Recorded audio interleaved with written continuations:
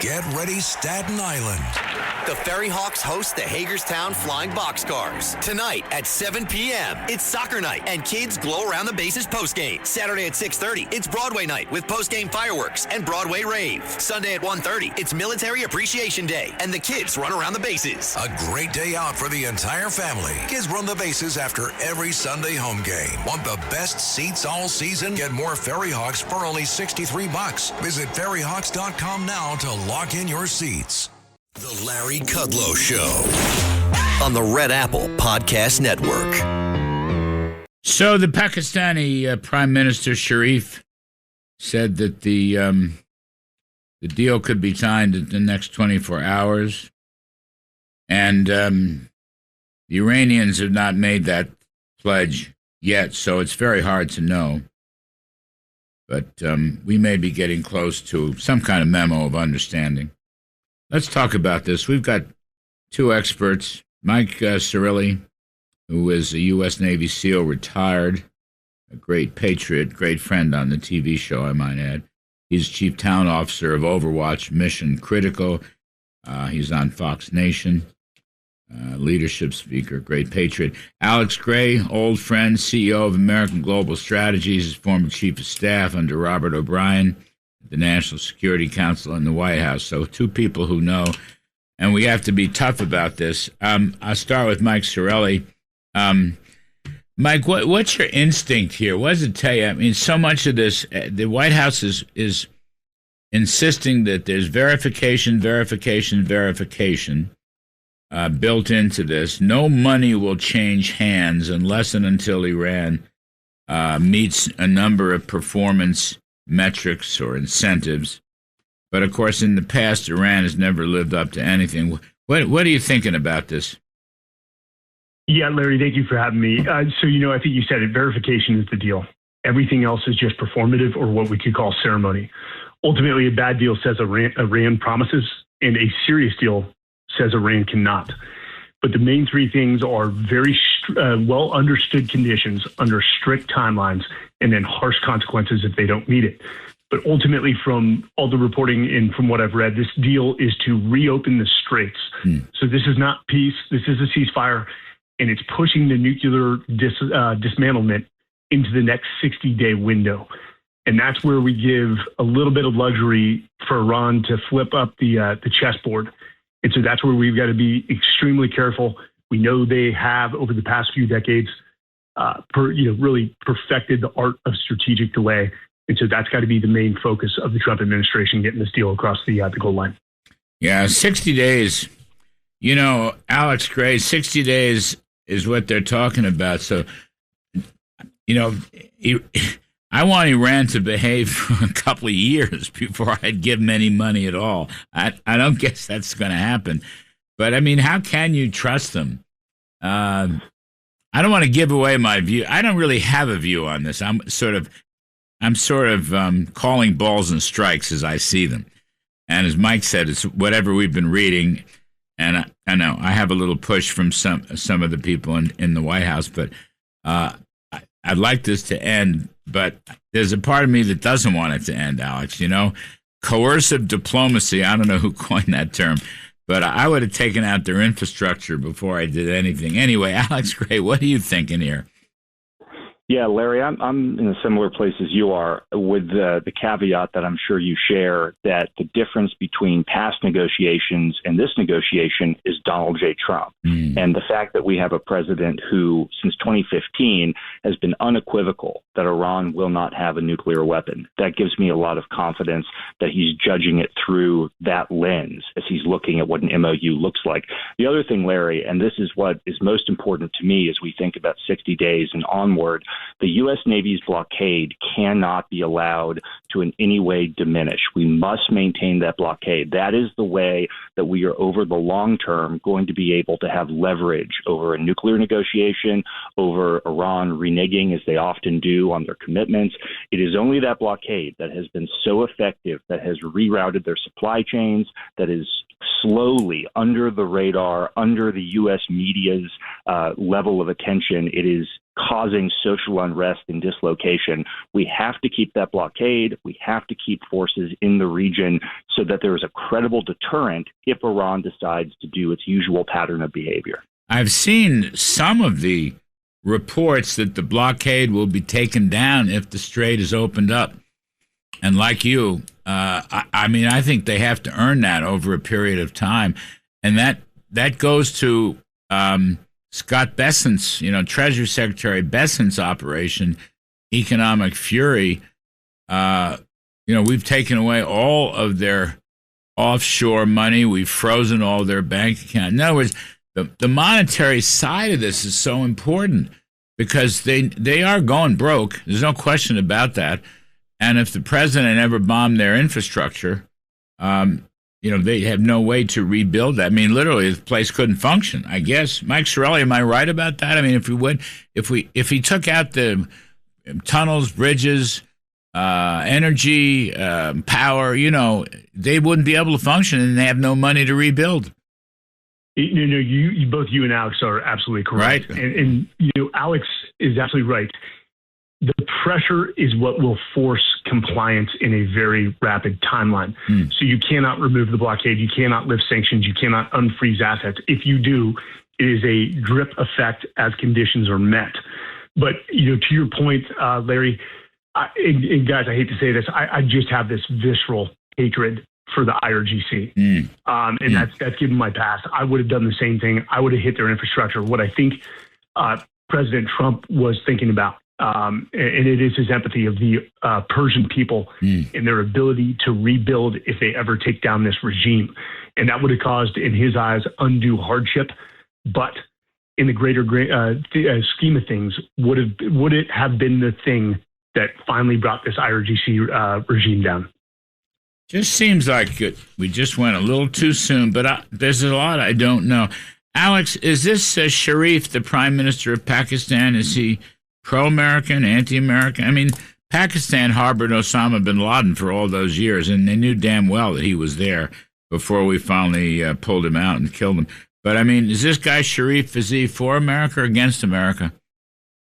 Yeah, Larry, the Pakistanis are masters at playing all sides. Yeah. They're for themselves. They're for Pakistan, Pakistan first, you could say. And they are masters at keeping the Chinese on one side, also saying nice things to the Americans. President Trump, in my experience, he knows full well how the Pakistani military, who are essentially the rulers of that country, how they operate. And, when we are hearing from them their interpretation of what's going on as the interlocutors with Iran, I think and I hope all of our friends in the administration have a very clear-eyed understanding that our Pakistani interlocutors have their own agenda in everything that they do. Well, do you think, so much of this is a function of translation? I mean, do you think they're shooting straight? Larry, I think there's probably to some extent, there's always, in this type of diplomacy, there's always a bit of intentional or otherwise there's confusion on that sort of thing. My biggest concern consistently has been that between the Qataris, the Pakistanis, different middlemen who are involved in this, they're not necessarily talking to the same factions of the Iranian regime. And the biggest problem I'm consistently hearing from people that in this whole process over the last couple months is that different factions of the regime in Iran are promising different things to the United States. And we are confident from our own sources that maybe different factions can't even keep the promises they're making, or other factions are going to undermine whatever that commitment is. And I think that's been a major problem for the United States in dealing with the Iranian regime over the last couple months. Mike Sarraille, your experience, I'm assuming CENTCOM keeps all our military assets in place for quite some time, whether this memorandum is signed or not.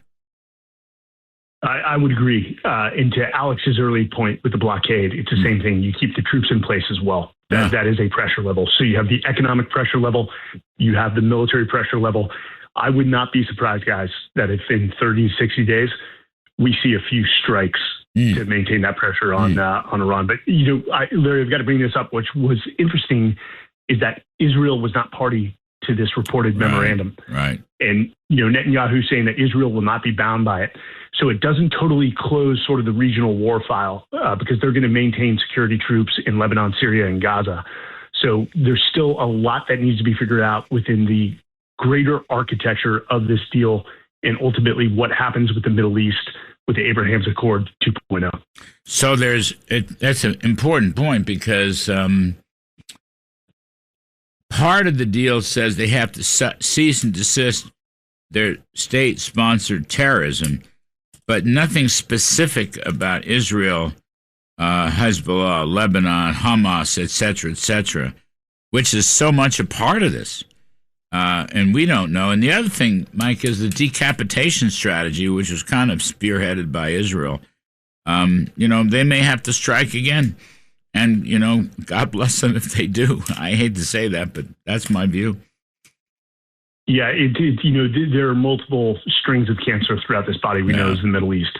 And ultimately, Lebanon and Israel are now talking to a degree, and the Lebanese government feels the same as Israel, that Hezbollah is a cancer that affects that country. And ultimately, if they can remove it with or without the help of Israel, and most likely they're going to need the help, that changes the landscape of the Middle East as well, on top of an Abraham's Accord 2.0. I mean, we would love to see a stable, economically prosperous Middle East in our lifetime. That would be one of the highlights of my life, I can say that. Wow.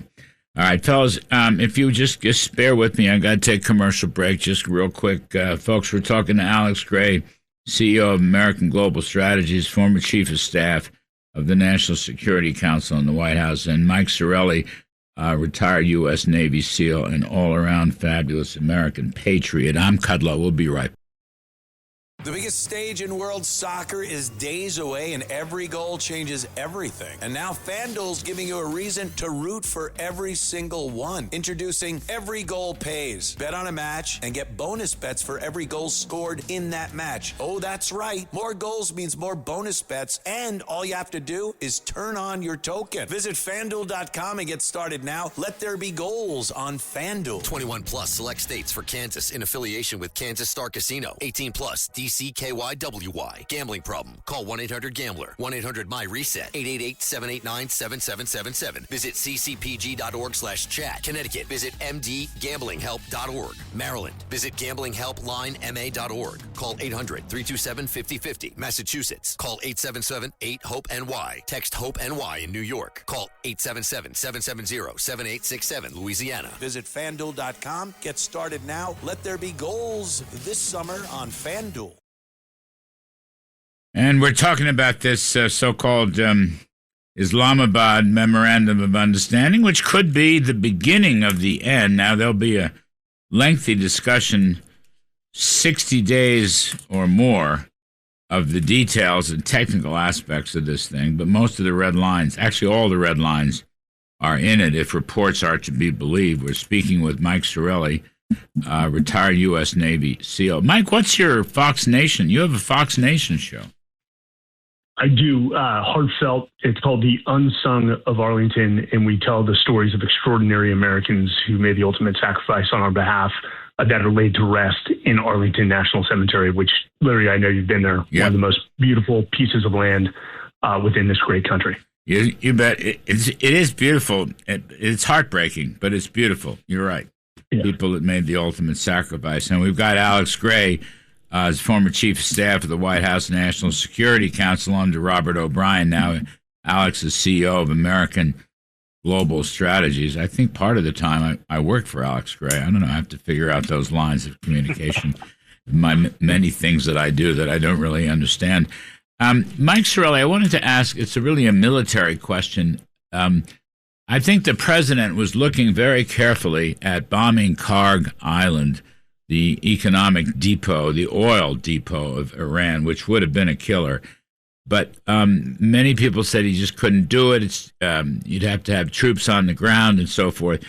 I don't know whether you have any experience or knowledge of the Karg Island story, but I know he was looking at it and then he pulled back, Mike. What's the feasibility of that? Well, this is what the U.S. Marine Corps is built for. And with roughly anywhere from 1,000 to 1,500 troops, they could have easily taken that island. I was not so worried about the offense, what we call joint forced entry operations. They do this for a living. So the taking of our Karg Island was not the primary concern. It's the defense. And Larry, as you know, we say in the military, you lose more people on the defense than you do the offense. And so ultimately, they would also have to move naval assets deeper into the Gulf around that island to create a layered anti-missile or drone defense for those troops on the ground. But I don't think bombing the island was that may have been an option, but I think they were eyeing actually putting troops on that island, which, you know, guys, we get into a very gray area. Is that troops on the ground? It's an island. It's not the mainland. You know, I didn't see that as a commitment of a larger mass of troops into the mainland of Iran, which would be a strategic miscalculation. But to grab their economic, viability in grabbing that island, that may have been the right call. It just was seemingly called off because Iran came to the table. Right. And Alex, I think, again, this is under the heading of coercive diplomacy or, diplomacy through bombing. I think the president was quite serious and even close to going after the mainland Iran infrastructure. The bridges, the tunnels, the power systems, the water systems. That would have been a straight Air Force bombing mission, wouldn't it have? Yeah, Larry, I think you would have used Air Force assets, Navy assets that were pre-positioned on our carrier strike groups that are in the region. And, this goes to the larger point that Mike has made, you have made. We cannot allow, as Iran is undertaking these negotiations with us, given their history, given what we know about how they negotiate, we have to maintain the type of assets in the region that can put that type of inland infrastructure, can put Karg Island, so that's marine, amphibious ready groups, marine expeditionary units, all the things that we would need to do those type of targets as necessary. If Iran doesn't keep its word, we cannot, as part of some sort of tentative deal, take those out of the region. If we do that, not only will it be harder for us to go back if we have to, but it will also take away the deterrent impact that Iran has to know. They have to know that we will do those things if they don't honor their word. Otherwise, there is absolutely no way, given their history, that they'll do anything they commit to on paper. So that, to me, is the most critical thing to watch over the next 30 days. So think about this, Alex, and Mike also, but just think about this. You've got this. So they could sign the memo, okay, and the memo lays out rather specifically the red lines that President Trump has always wanted. Okay, good, but with respect to monitoring and verifying their behavior and their performance, and I'm sure they're going to have a long discussion. It's a technical discussion. I mean, just going in and getting the enriched uranium. And, from the White House leaks yesterday, and there were good leaks. They're not bad leaks, but informational leaks. But the fact is, let's take the enriched uranium. The UN's going to be involved. The United States is going to be involved. We're going to have to map that out somehow. And, in fact, we're going to have to map out a lot of things. That's going to take a long time, Alex. And they're not going to get any money unless and until those metrics are met. So you think, is this feasible? I guess I'm asking. Larry, I think operationally it's feasible because of U.S. intelligence capabilities, because of President Trump's longstanding commitment, and really he has in so many ways, more than any president, he has been the bulwark against an Iranian nuclear program going back to his first term.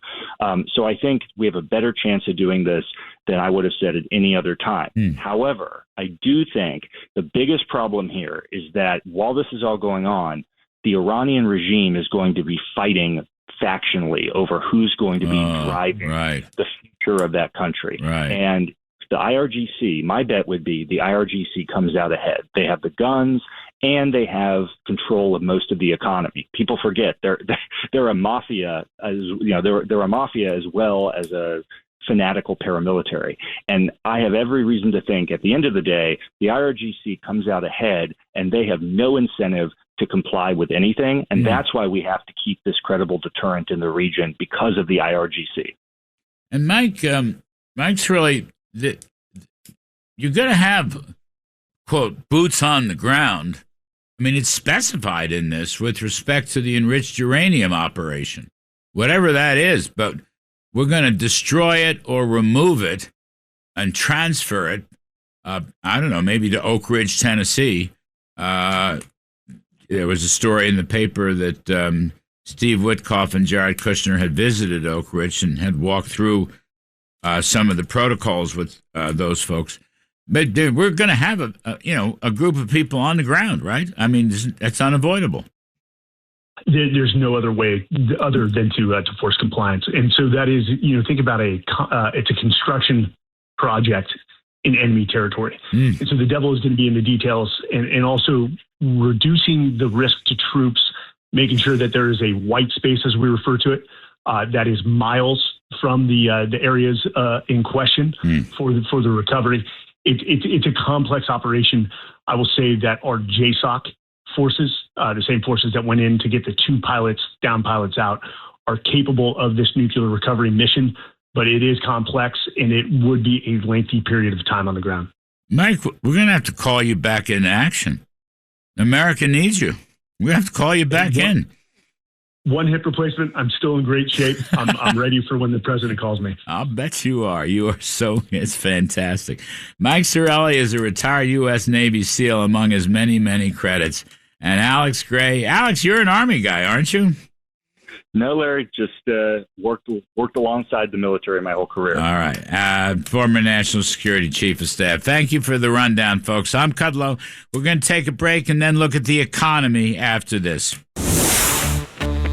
Thanks for listening to The Larry Kudlow Show. You can hear The Larry Kudlow Show Saturday mornings at 10. If you like the podcast, share it with your friends and listen anytime at WABCRadio.com and download the WABC Radio app. Hit that subscribe button on all major podcast platforms. Plus, follow WABC on social on Instagram, TikTok, Facebook, and X. See you next time for a new episode so you never have to wonder. What the heck is going on here?